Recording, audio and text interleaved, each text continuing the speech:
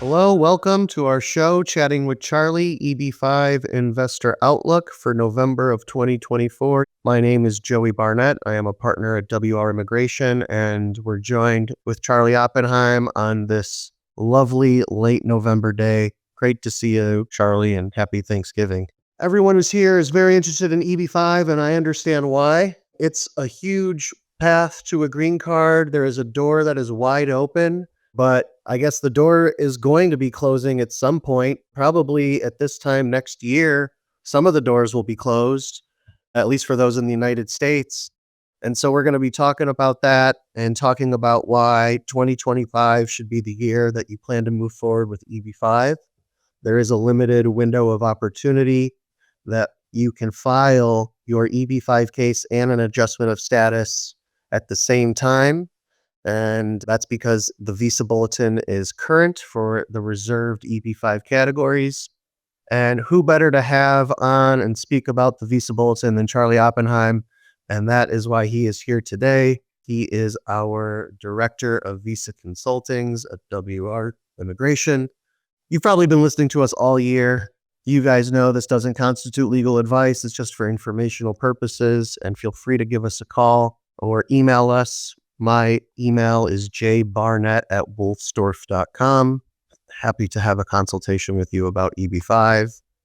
We have an award-winning law firm with offices all over the United States, and we would be happy to help you with your EB-5 journey.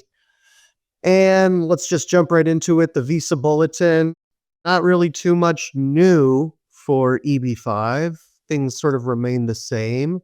All of the reserved set-aside Visa categories are current, and the unreserved Visa categories, there are some final action dates for China and for India. And as we talked about last time, we don't expect those to be moving anytime soon. They've advanced them for far enough into the future. What I want to talk about today, Charlie, and this is something that I get asked about every day by clients, is, okay, so we understand that we can file the adjustment today, but I want to know, when is my adjustment going to get approved? When am I going to get that conditional green card? And what I tell them is that, well, first your I-526 needs to be approved, and then there needs to be a visa available at that time for USCIS to be able to adjudicate your adjustment of status. And so the question is, when will a final action date be imposed in the set-aside categories? Just from your perspective and the data that you have, can you give us your thoughts based on, the pending petition data that we've gotten through FOIA requests and things like that? Just kind of give us your overall thoughts on that, and then we can kind of dive into some of the details related to rest of world. And I'm specifically talking about Indian nationals because this is the question I'm getting from all of the time. It's Indian nationals on H-1B who are stuck in the EB-2, EB-3 backlog. They want to know, hey, if I file for high unemployment, when do you think I'm going to be able to get my conditional green card? What if I do rural? And, what would you generally say to something like that? Yeah, right now it's very nice that we have gotten some FOIA data based on efforts people have put forth. I'm playing with that data right now, and I hope for our next broadcast to be able to give some specific best and worst case scenario actual dates. But for right now, I think in a very worst case scenario, there could be high unemployment final action dates as early as July of this fiscal year. I do not believe that there will be any rural final action dates. If there had to be, maybe in September. But again, I think that there's almost double the amount of applicants versus the amount of numbers available already in the high unemployment area. But with the rural category, there are just slightly more applicants than there are numbers available. We'll show that later. But so I think that this outlook for rural for fiscal 2025 is much better. But again, my worst case scenario assumes that both the Department of State and USCIS would be able to maximize number use this year in the reserved categories. At this point, there's no indication that will occur. And that's why we will be monitoring the situation very carefully in the coming months if we start to see number use start to being fully utilized. In a way, we do want the number use this year to be maximized because we have the carryover numbers from fiscal 2025, and being able to use them will lessen the demand for numbers in the next year by applicants with early priority dates. Again, that would allow the final action dates to be much closer to the current calendar date in fiscal 2026. Pretty much what you're saying is that they need to get them and push them through the process and through this sort of bottleneck before it gets even worse. Right. Yeah. Because then Yeah, it's going we to start saw the backing same. up.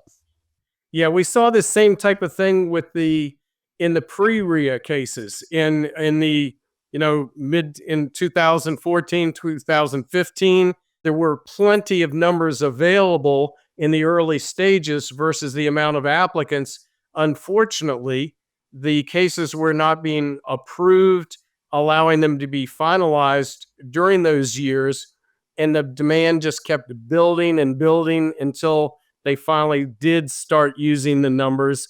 And that's what required in 2015 a final action date to be imposed for China when the pre-RIA China date had been current up until that time. Right. And just conceptually, I want people to kind of understand is USCIS needs to approve these EB-5 cases for the Department of State to have visibility into the demand, even though we can kind of see the visibility now to an extent. Not every one of those cases that are filed are going to get approved. It's always a moving target, so to speak.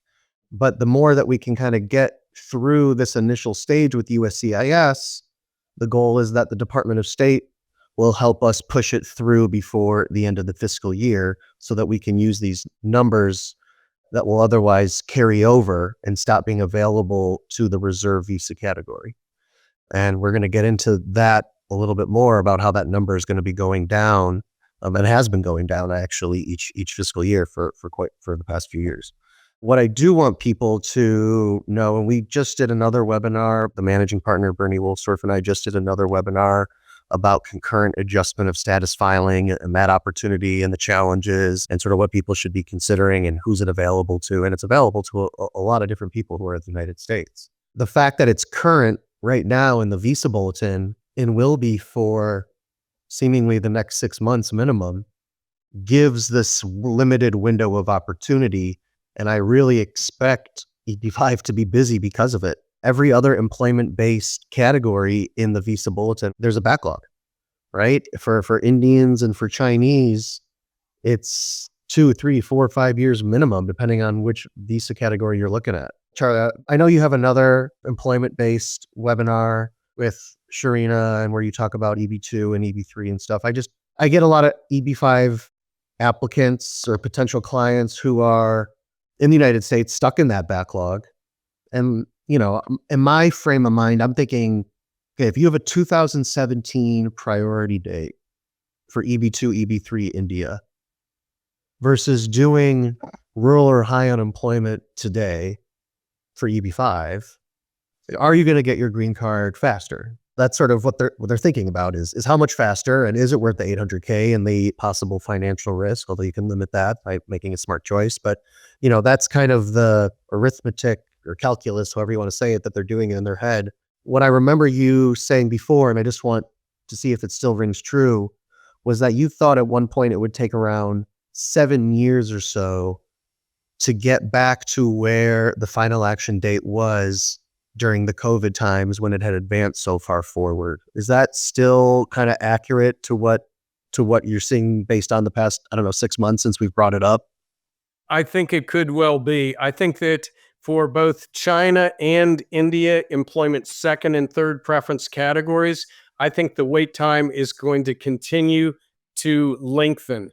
I think that the movement in both those categories for both countries is only going to be up to about 2 weeks per month moving forward, with both India and China being subject strictly to the amount of numbers available under the employment second and third preference per country limits, as long as there is rest of world, second and third preference final action dates. So again, I think that the China and India second and third preference wait times are just going to continue to grow and lengthen. Therefore, if an applicant has the means and ability to file an employment fifth preference petition in the rural categories, is not a bad situation to be in, to have two avenues to go with whichever date is reached first. You will be processed that way. You just have two chances at a visa number. Right. And so what you just said about rest of world, and that's what this column all chargeability is in the Visa Bulletin. There's a final action date for that for EB2 and for EB3. And because of that, there are not otherwise unused EB2, 3 numbers that can be used by Indians or Chinese to advance that final action date forward quicker like it did before. Am I getting that right? Correct. For example, in the rest of world for December, the second preference date is in March of 2023, and the third preference rest of world date is back in 22. So those wait times for rest of world applicants are continuing to grow. And as long as that means there's going to be dates in those categories for the foreseeable future, again, limiting the amount of numbers available for future use by Chinese and Indian applicants beyond their normal per country limit. And so let's talk about this rest of world final action date, because you and I were kind of talking about it in the context of the high unemployment area and, why somebody who's from Jamaica may have to be concerned about a final action date, even though there's no way that there's going to be sufficient number of Jamaican EB-5 visa investors based on past history to get that 7% in that visa category. Can you explain that concept on why there could be a rest of world final action date for that set aside category? Yes, each country is subject to a 7% per country annual limit. Right now, in the rural and high unemployment areas, there's likely to be sufficient demand to meet those per country limits for India and China, at least definitely in the high unemployment area. And so they would potentially need to have a final action date to limit number use in the future. Again, late fiscal 2025, but definitely for fiscal 2026. Whereas applicants from Jamaica, Great Britain, Ireland, Brazil, they are all lumped together in the remaining numbers. And at some point, all of those rest of world countries combined will maximize number use under the overall limit and also require a final action date for rest of world, all chargeability area countries in fiscal 2026. I guess assuming that USCIS adjudicates sufficient number of I-526Es from rest of world to get through that pipeline. Yes, and that right now that's the great unknown. So when I make my statements, I'm doing in a kind of a worst case scenario. It's always probably better to go planning wise from a worst case scenario and then be very pleasantly surprised if, things prove otherwise. And again, right now, there is no basis for making an accurate determination of how quickly USCIS will be approving these cases and resulting in number use from any particular country. It's we're in a kind of wait and see situation until later in the fiscal year. Right. Well, it's something that is obviously very important. And I guess the benefit for rest of world is that it seems like even if there is a final action date for the reserved set aside category that they're in, they will have the choice, at least if they're doing immigrant visa processing, to go in the unreserved category, right? Where it is current and not have to worry about any kind of backlog. Correct. And that for the all chargeability area applicants, they have time to make that choice right now. They don't need to worry about it. The State Department should announce in the Visa Bulletin as an item later in the chart, if and when they decide that a final action date is likely to be needed to be applied to the all chargeability areas, they should be able to announce that at least 1 to 2 months before it occurring, at which time applicants will be able to, quote, change their mind and elect to be processed in the unreserved categories, which will remain current for all chargeability areas. But again, it's not something that they need to be worried at this time, but it is one of the reasons an applicant always wants to be working with a highly qualified immigration attorney, which knows the situation and can help advise them on what course of action they may need to be doing. Right. On the vice chair of the AILA EB-5 committee, we wrote IPO a list of kind of processing and technology issues that we're experiencing. And one of the things that we had talked about was the transferring of cases to NVC. And they were saying that that's now on a different system. And we're seeing that transfer actually happen immediately. And so the case is approved. And sometimes we even get the notice from NVC before we get the I-526E approval notice in the mail. So that's great. And then in that NVC notice, there's a letter, and it tells you which visa category to choose. And if and when that happens later on in your rest of world, you should go in the unreserved category to save you time and, frankly, to save those reserved key visa categories for those who need it. So, something that we're going to be advocating for. All right, let's move forward. We've been on this chart for a while. Here is chart B, also no real movement. I actually haven't even looked. Do you know if USCIS is accepting based on chart A or chart B? Either way, it doesn't matter for reserved, so I haven't been looking. Yeah, typically USCIS will allow the chart B to be used until somewhere in the January to March timeframe. Past couple of years, at least through January. But it is very important because of the concurrent filing ability now. It is very important for anybody that is considering processing under the reserved categories to act in a very timely manner so that they can benefit by the current concurrent filing. Totally agree. Okay, so you guys have seen this one before. It's our waterfall of our EB-5 visa allocation. And we added that top row for fiscal year 2026. It's an estimate going across. These are all, we have no ideas, but I'm just assuming that we're at the floor of 140,000 there. But right now we're in fiscal year 2025. We've done an estimate of 150K overall worldwide limit for employment based. Charlie, are we supposed to know what that number is by now, or when are we going to find that one out? Not necessarily. I believe either last fiscal year or the fiscal year before, for fiscal 23, they did announce a preliminary total earlier. They have not done so yet, but watch for item number 2 in the Visa Bulletin. They may indicate on there if they've made an early determination of what the employment limit is likely to be. Again, I think in a best case scenario is probably 150,000, but I think they should be trending downward toward the 140 minimum. There is absolutely no reason they shouldn't be maximizing number use under the family sponsored categories. And if they were to do so, that minimizes the amount of numbers that fall across next year for the employment categories. And so what we see here on the fiscal year 2025, which just started on October 1st, is there is sort of the gray waterfall of the 3,658 reserve visas from last year that we know were not used. So I feel pretty secure about that gray number being there in fiscal year 2025. The light blue, there were 4,478 reserve visa numbers from fiscal year 2023 that didn't get used that year. And we don't know how many have been used yet in fiscal year 2024. We know that 4 visas were issued by the Department of State, and we know a handful of adjustment of status has been approved by USCIS.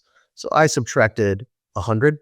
Maybe it's closer to 200, maybe it's closer to 300, whatever it is. We know that there's over 4,000. I would think maybe over 3,500, I would imagine, the very least, reserve visas that would carry over to the unreserved category in this fiscal year.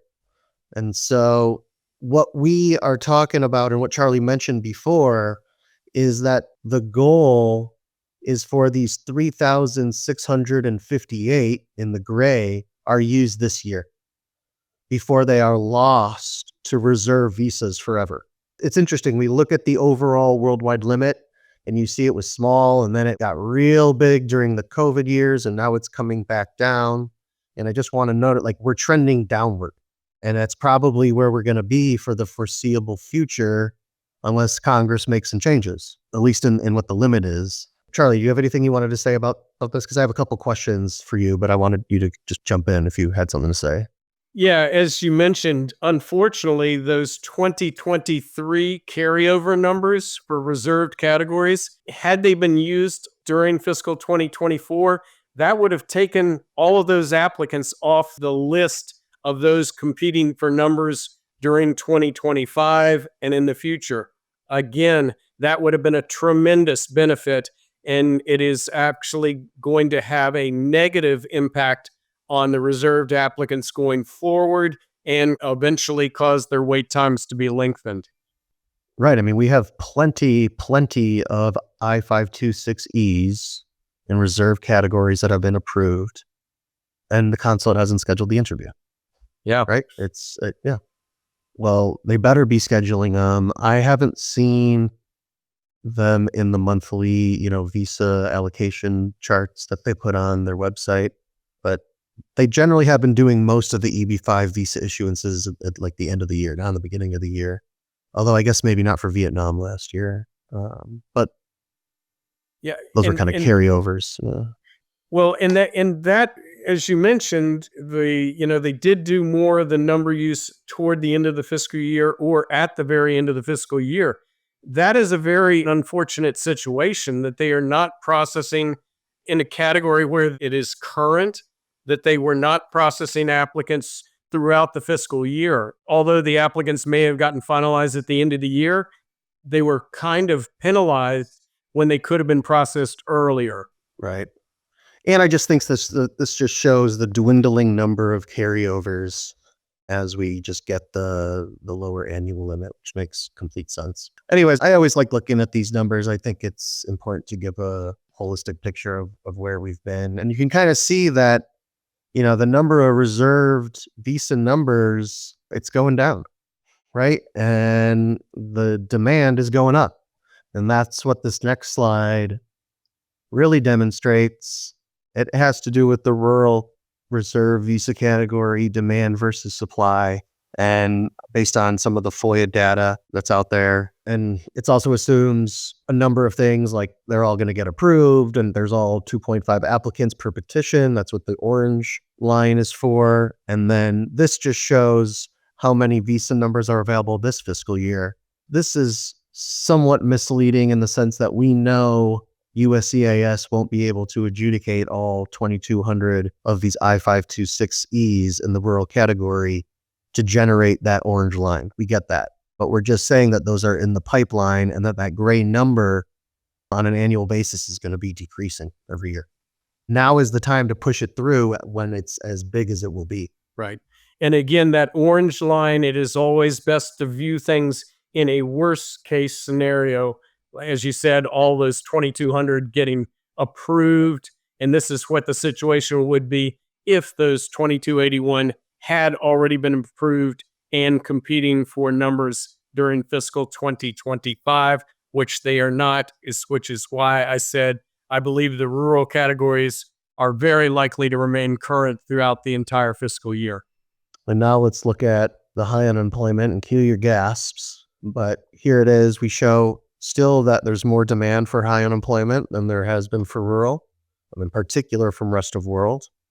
And we're doing the same assumptions here. And we just see that it's a lower supply of visas for high unemployment as there are for rural. It's half as many.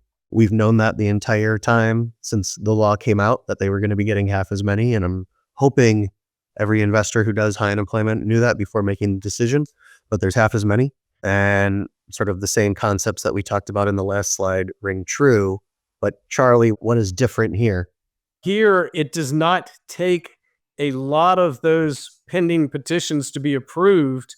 We have 4 times as many potential applicants as there are numbers available. And this gray 22.8 figure is likely to be the high point for any year going forward. Fiscal 26 and 27 are likely to be closer to 2000 or in the 1900 range. So again, this clearly shows there are far more potential applicants than numbers available.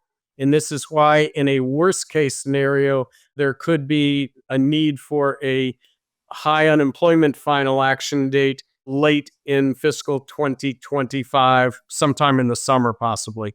And I'm really hoping that people who ever see this on the internet don't just take this out of context, because it is a little bit of a scary graph when you look at it. But we know there are some assumptions built in here, and there's some nuances that really need to be understood to understand what the real picture is. So I don't want this to be used improperly, I guess what I'm trying to say. And I guess what we want to say based on the final action date is that for both of them, it's still current. And my advice is you file now to get your spot in line. You file early and you file on a good project that will get your immigration and your investment goals met, and you're going to be set, right? You need the job creation, and you can get your money back now even before you have your conditional green card. That wasn't the case before, right? And so there are lots of different opportunities that are here and will be here for the next 6 months or so, 8 months, before we really see any, I imagine signs in the Visa Bulletin that something is going to be forthcoming. And then at that point, we'll have to start planning, right? I mean, that's kind of where we're at this time. Correct me if I'm wrong. Until we get more FOIA data or something like that, we start seeing the Department of State issuing these reserve visa numbers. Right. And as you said, it is very important to file in a very timely manner, because if you're in the US and you do the concurrent filing based on this chart, if and when there are final action dates imposed, you're in good shape. You can remain in the US under your status until your case becomes eligible for final action. So you're deriving a great benefit if you're in the US and can take advantage of the concurrent filing by acting in a very timely manner. Right. And, I've had 3 webinars this week, and they've all kind of tied in together of this opportunity that's right here. This one here is about visa availability. The one I did with Bernie was about this concurrent visa option, adjustment of status filing option that is now allowed under the RIA to EB-5 investors. And then yesterday I was talking about source of funds with AILA. Those are the 3 big things that investors are looking at, prospective investors are looking at. And so all of those need to be considered when you're making that EB-5 decision. And we'd be happy to work with anyone or answer their questions about moving forward with an EB-5 visa. My email is up there. Please feel free to reach out. Charlie, thank you so much for your time and for your insight. It's invaluable, and I hope you all have a good rest of your day. So thank you so much.